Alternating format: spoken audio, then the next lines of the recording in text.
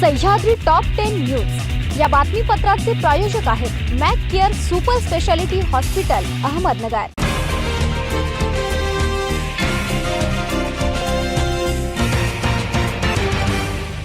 नमस्कार, मी साक्षी, न्यूज 24 सह्याद्रीमध्ये तुमचं स्वागत। भारतीय कापूस महामंडळातर्फे शेवगाव व बालम टाकळी येथील कापूस खरेदी केंद्रावर शेतकऱ्यांना कापूस खरेदीसाठी ऑनलाईन नोंदणी बंधनकारक करण्यात आली आहे। मात्र शनिवारी केंद्र निवडण्यासाठीची ऑनलाईन यंत्रणा अचानक बंद पडल्याने संपूर्ण योजनेचा बोजारा उडाला असून दिवसभर ताटकत बसलेल्या शेतकऱ्यांना तीव्र असंतोष निर्माण झाला। शहरात 4 तर बालम टाकळी येथे खासगी जिनिंग मध्ये शासकीय कापूस खरेदी सुरू आहे। केंद्रावर एकच वेळी गर्दी व गैरप्रकार होऊ नये यासाठी सरकारने ऑनलाईन नोंदणी द्वारे कापूस खरेदीचा निर्णय घेतलाय।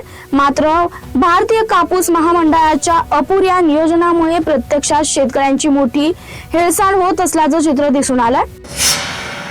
महायुती म्हणून महापालिका निवडणूक लढविण्याचा निर्णय घोषित केला खरा, पण जागा वाटपाचा तिढा निर्माण झाल्याने इच्छुकांची झोडमोड झाली आहे। मुंबईतील पक्षश्रेष्ठींच्या आदेशानंतर मंत्री राधाकृष्ण विखे पाटील व शिवसेनेच्या स्थानिक पदाधिकाऱ्यांची बैठक झाली।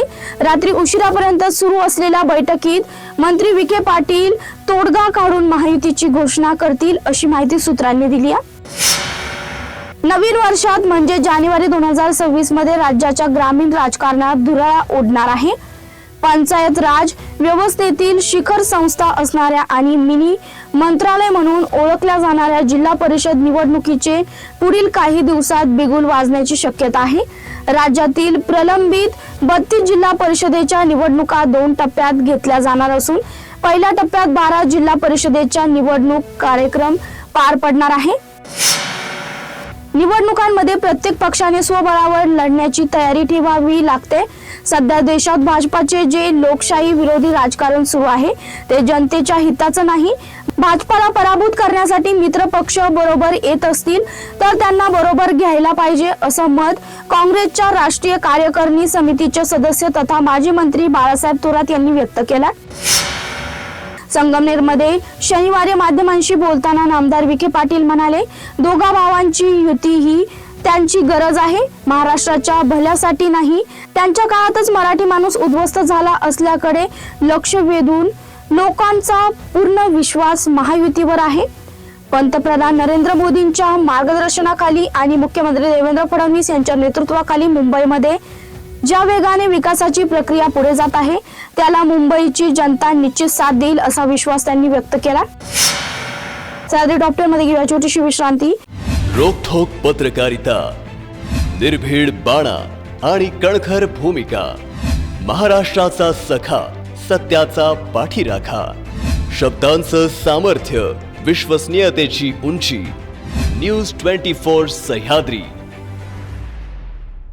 विश्रांतीनंतर तुमचं पुन्हा एकदा स्वागत। पाहूया पुढील बातम्या।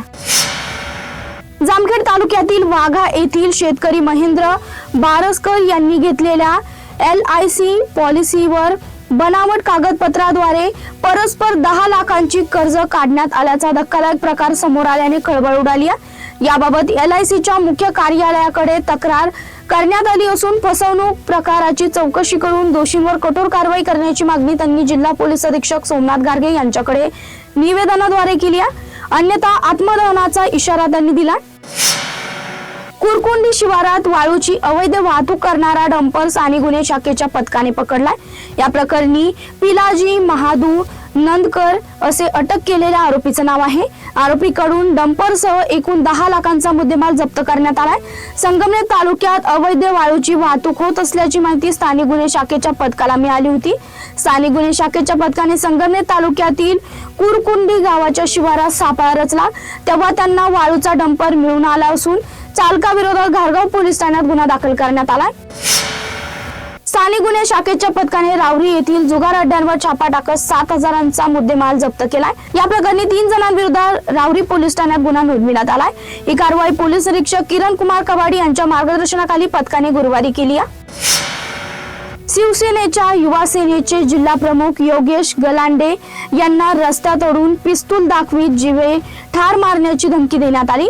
ही घटना शनिवारी सकाळी 9:30 वाजेच्या सुमारास नगर मनमाड रोडवरील सन फार्मा चौकात घडली। या प्रकरणी चिरंजीव दत्तात्रय गाडवे व इतर 4 अनोळखी इसमांविरुद्ध MIDC पोलीस ठाण्यात गुन्हा नोंदवण्यात आला। शनी शिंगणापूर येथील शैनेश्वर देवस्थानचा कारभार प्रशासक म्हणून आता नाशिकच्या विभागीय आयुक्त डॉक्टर प्रवीण गेडाम यांच्याकडे आलाय। येथील लटकूंचे मोठे आव्हान त्यांच्या समोर असेल असे वृत्त नुकतेच प्रसिद्ध केलं होतं। या पार्श्वभूमीवर शनिवारी डॉक्टर गेडाम यांनी वेशभूषा बदलून तेथील पूजा साहित्य खरेदीचा अनुभव घेतला। एका दुकानदाराने चक्क 1100 रुपयांना त्यांना पूजेचं ताट विकलंय। आवाजावी दराने पूजा साहित्य विकले जात असल्याचं निदर्शनास आल्यानंतर गेडाम यांनी सर्व विक्रेत्यांना दर फलक लावण्याचे आदेश दिलेत। सह्याद्री टॉप 10 मध्ये इथेच थांबतो। तुम्ही पाहता न्यूज 24 सह्याद्री।